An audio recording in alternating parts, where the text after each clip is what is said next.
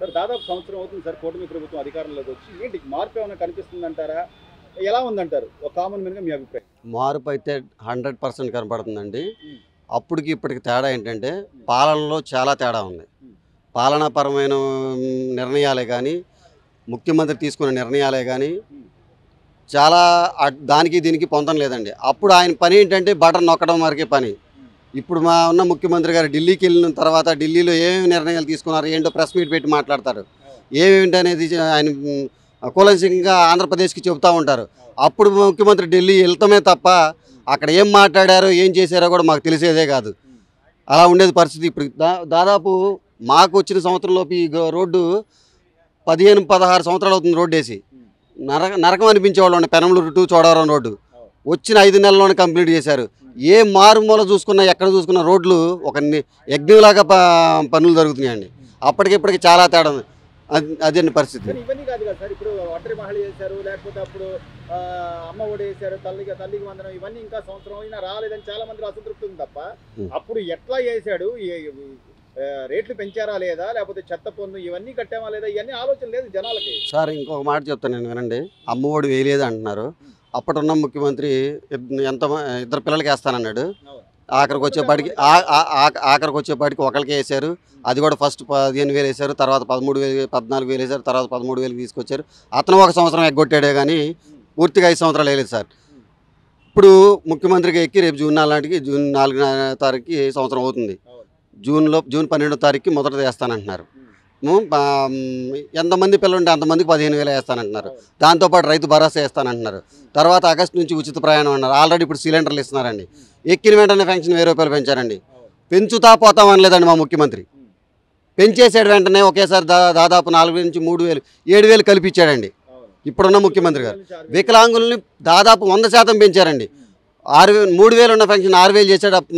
100% ఉన్న వాళ్ళకి 15,000 రూపాయల దాకా వస్తుంది. దాదాపు 10,000 నుంచి 15,000 దాకా వస్తుందండి పెన్షన్. మరి అదే పెన్షన్ ఇవ్వడానికి వాలంటీర్లకి ఎంతో డబ్బు వృధా చేసి 5,000 రూపాయలు ఇచ్చి ఒక పెన్షన్ మాత్రమే ఇప్పించి వాలంటీర్లతో పని పెట్టించి ఇవాళ అదే సచివాలయ ఉద్యోగులతో అదే డబ్బులు దుర్వినియోగం కాకుండా సచివాలయ వ్యవస్థను పెన్షన్లో మధ్యాహ్నం సాయంత్రం కల్లా కంప్లీట్ చేపిస్తున్నారండి. అప్పుడు అసలు సచివాలయ వ్యవస్థతో చేయించడమే కుదరదన్న ముఖ్యమంత్రి ఇప్పుడు అదే సచివాలయ వ్యవస్థ సాయంత్రానికి పెన్షన్లు 99% ఇచ్చేస్తున్నారండి. కానీ ఎన్ని చేసినా కూడా ఈరోజు జగన్మోహన్ రెడ్డి గారు ఇప్పటికీ మాట్లాడుతూ మేము ఇచ్చినట్టుగా పథకాలు ఎవరు ఇవ్వలేకపోతున్నారు, మీరు కళ్ళు మూసుకోండి మళ్ళీ నేను వస్తాను సినిమాలు చూపిద్దాం ఒక్కొక్కడికి అని చెప్పి మాట్లాడుతున్నాడు. సార్ ఆయన కళ్ళగనమనండి. ఒకటే పథకాలు కాదు కావాల్సింది, ఇక్కడ పాలన కావాలి. పథకాలు ఇవ్వలేదంటున్నారు కదా, మీరు పథకాలు ఇచ్చారు, మిమ్మల్ని ఎక్కడ కూర్చోబెట్టారండి? మిమ్మల్ని ఎక్కడ కూర్చోబెట్టారు? అదే పథకాలు ఇస్తే మమ్మల్ని అక్కడే కూర్చోబెట్టారు. పథకాలతో పాటు శాశ్వత సంక్షేమం కావాలి. సంక్షేమం అంటే సంక్షేమం కాదండి, శాశ్వత సంక్షేమం కావాలి. అంటే ఒక ఎస్సీ బీసీ ఓబీసీ మైనారిటీలో వాళ్ళు ఉన్నారండి, కార్పొరేషన్ లోన్స్ ఇచ్చి ఒక కుటుంబం నుంచి 10 కుటుంబాలకి ఇచ్చిన ఆటోమేటిక్ అక్కడ శాశ్వత సంక్షేమం. ఒక కారు ఇవ్వటమో ఒక మినరల్ వాటర్ ప్లాంట్కో ఏదో ఒక లోను కార్పొరేషన్ లోన్స్ ఇచ్చి అది బాగుపడటం అంటే అది వాళ్ళ కాళ్ళ మీద వాళ్ళు నిలబడటం అంటే. అంతేగాని నీకు 10,000 వేసా, నీకు 18,000 వేసా, నీకు 14,000 వేసి ఇదేం పాలన అండి? ఇలాంటి పాలన నాకైతే అవసరం లేదండి. నాకు పని దొరకాలి, నా కుటుంబం గడవాలి. నీకు 10,000 ఎత్తనాన్ని నీకు పని చూపించలేను, నీకు నేనేం చేయలేనంటే నాకు అవసరం లేదు. రాష్ట్ర అభివృద్ధితో పాటు నా కుటుంబం కూడా అభివృద్ధి చెందాలండి. నా కుటుంబం వచ్చేలా నాకు పని కావాలి. అంతేగాని నాకు 10,000 అవసరం లేదు సార్. పథకాలతో పాటు శాశ్వత పాలన, శాశ్వత సంక్షేమం కావాలండి. ఇప్పుడు ఒకవైపు అమరావతి డెవలప్ అవుతుంది, మరోవైపు పోలవరం అంటున్నారు, ఇంకోవైపు సామాన్యుడు కూడా ఇల్లు కట్టుకునేలాగా ఉచిత ఇసుక విధానం తీసుకొచ్చారు. సో ఇన్ని జరుగుతున్నా కూడా ఈ పేర్ని నాని గారు, అంబటి రాంబాబు గారు వీళ్ళందరూ ఒకటే చెప్పడం, అసలు ఈ ప్రభుత్వం దగా చేస్తుంది, మోసం చేసి అధికారంలోకి వచ్చింది, వీళ్ళు ఏమి ఇవ్వలేరు, 3 ఏళ్ళు ఆగండి మేము వస్తాము, ఇదే కదా వాళ్ళు చెప్తున్నది. పేర్ని నానియో అంబటి రాంబాబు ఇంకెవరు మాట్లాడుకున్నా 3 సంవత్సరాల కళ్ళు మూసుకోండి, 4 సంవత్సరాల కళ్ళు మూసుకోండి, వీళ్ళందరూ వాళ్ళు ఇంకో 10 సంవత్సరాలు కళ్ళు మూసుకోవాలండి. ఇదే కాదు, ఇంక్లూడింగ్ ఇంకో 10 సంవత్సరాలు 15 సంవత్సరాలు కళ్ళు మూసుకోవాల్సిందే. జగన్ని జనాలు ఇంకొకసారి నమ్మే స్థితిలో లేరు. అతను అడిగింది ఒక్క ఛాన్స్ మాత్రమే. అతను ఒక్క ఛాన్స్ అయిపోయింది.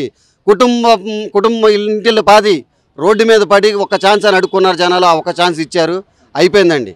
పాలన కానీ ఇప్పుడు పథకాలు అంటారంటవా, కొంత టైం తీసుకున్నారు, వేస్తారు. వేసిన తర్వాత వీళ్ళ నోళ్ళు లెగవండి. అసలు ఇంకా వీళ్ళని అడిగేది రాష్ట్ర డెవలప్మెంట్ అడగట్లేదండి, పథకాలు. మేము అదే అడుగుతున్నాను నేను కూడా. పథకాలు ఇచ్చిన మీరు ఏమయ్యారు? మేము అదే అవుతాం పథకాలు ఇస్తే. పథకాలతో పాటు పాలన కూడా కావాలి అని మా నినాదం అండి. సో మొత్తం మీద సంవత్సరం పరిపాలనలో సార్ ఈ రోజున అమరావతికి మళ్ళీ నిధులు తీసుకురావడం కానివ్వండి, లేకపోతే రైల్వే జోన్ అని కానివ్వండి, మొన్న ప్రధానమంత్రి వచ్చి శంకుస్థాపన చేయడం కానివ్వండి, అంటే గత వైభవం మళ్ళీ వస్తుందంటారా? ఈ రోజు మన అమరావతి మా క్యాపిటల్ అని చెప్పుకునేంత గర్వంగా చంద్రబాబు నాయుడు గారు అమరావతి పనులు రీస్టార్ట్ చేసినతో పాటు 3 సంవత్సరాల అనంత కాలంలో 5 బిల్డింగ్లు కంప్లీట్ చేసి రాజధాని కంప్లీట్ చేసి మళ్ళీ శంకుస్థాపన ఇస్తానన్నాడు. టార్గెట్ పెట్టుకున్నాడు ఈసారి ముఖ్యమంత్రి గారు. గత వైభవం కన్నా ఎక్కువగా చూస్తామండి. పోయిన 5 సంవత్సరాలు పోతే పోయింది అనుకుంటున్నాం. మేమైతే అమరావతికి పట్టిన దిష్టి పోయింది అనుకుంటున్నామండి. దిష్టి పోయింది అనుకుంటున్నాం. ఈసారి ఈ 3 ఏళ్లలో నాకు తెలిసి కంపల్సరీగా రాష్ట్రపతి భవనం, అసెంబ్లీ, సచివాలయ భవనాలు, 5 టవర్లు, ఐకానిక్ టవర్లు అన్నీ కంప్లీట్ చేసి మళ్ళీ ఓపెనింగ్కి నరేంద్ర మోడీ గారిని పిలుస్తారండి ఇప్పుడున్న ముఖ్యమంత్రి గారు. చివరిగా అంటే కుప్పం నియోజకవర్గంలో పర్యటించినప్పుడు జగన్మోహన్ రెడ్డి గారు మాట్లాడిన మాటలు ఏంటంటే, అసలు ఇక్కడ పసుపు జెండా లేకుండా చేస్తాను, చంద్రబాబు నాయుడిని ఇక్కడ గెలవనివ్వను అన్నాడు. సంవత్సరం తిరగకుండా ఈ రోజున అదే కడప మహానాడు జరుగుతుంది, పులివెందుల్లో ఈ రోజు పసుపు జెండా రెపరెపలాడుతుంది. ఎలా చూడాలి? ఇది అంతా ప్రజలు ఇచ్చిన ఈ తీర్పును ఎలా చూడాలి సార్? మా ముఖ్యమంత్రి గారు నిన్న మహానాడు అని చెప్పారు. ఇప్పుడు ఎన్నడూ ఊహించిన విధంగా 10కి 7 గెలిచాం. ఇంకొంచెం కష్టపడితే 10కి 10 గెలుస్తాం. ఈసారిలో కడపలో అవ్వబోతుంది క్లీన్ స్వీప్ అండి కంపల్సరీగా. ఇవాళ కడప అంతా పసుపుమయం అయిపోయింది. పసుపుమయం అయిపోయింది. అతనికి ఇక ఏం చేయాలో దిక్కుతోచక ఆయన మాట్లాడే మాటలు ఎట్లా ఉందంటే, సినిమా చూపిస్తాం, ఇంకేదో చూపిస్తాం, నువ్వు ఈ సినిమా చూసుకోవడం. ఆయన వెన్నుపోటు యాత్ర అంటే ఆయన వాళ్ళ అమ్మ చెల్లికి కూడా పొడిచాడండి వెన్నుపోటు. ఆస్తులను తీసేసుకుని అతను వాళ్ళకి పంచకుండా దాన్ని కూడా వెన్నుపోటు అంటారు. వెన్నుపోటు ఏంటండి? ఆ రోజున నెంబర్ 2గా పార్టీలో కొనసాగాడు బాబు గారు. పార్టీని కాపాడుకున్నాడు పలుమార్లు. పార్టీ కష్టకాలంలో ఉన్న ఆపదలో ఉన్నప్పుడు ఆదుకున్నాడు. దాన్ని వెన్నుపోటు అంటారంటే అండి. మీరు అమ్మ చెల్లి కొట్టుకుంటుంటేనేమో మీరు కుటుంబం కోసం కుటుంబంలో కలహాలు అంటారా? అంటే ఇది కుటుంబం కాదండి, మా వాళ్ళు కూడా కుటుంబం కలహం కాదా? మరి అది ఎలా చూస్తారు? మీరు వెన్నుపోటు ఎలా అంటారు? వెన్నుపోటు అంటారంటే అండి, వెన్నుపోటు అంటారేంటి? ఇప్పుడు ప్రజలు నాకు తెలిసిన తర్వాత గత 5 ఏళ్లలో 3 నెలల నుంచి మాకు బోల్డ్ అస్త్రాలు దొరికినాయండి.